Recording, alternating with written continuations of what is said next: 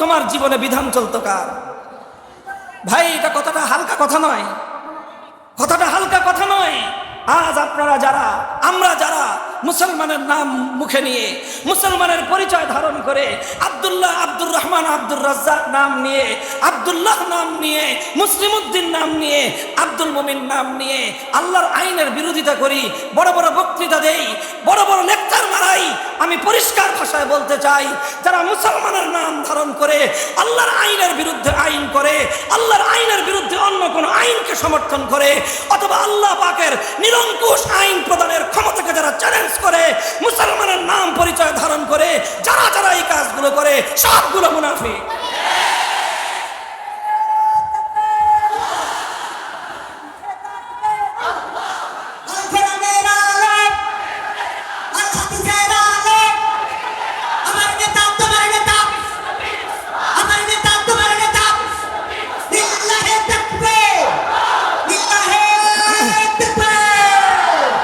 সুতরাং আমাদের রবকে,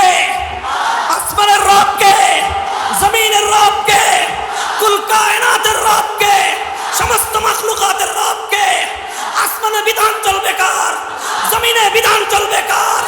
রাষ্ট্রে বিধান চলবে কার, আদালতে বিধান চলবে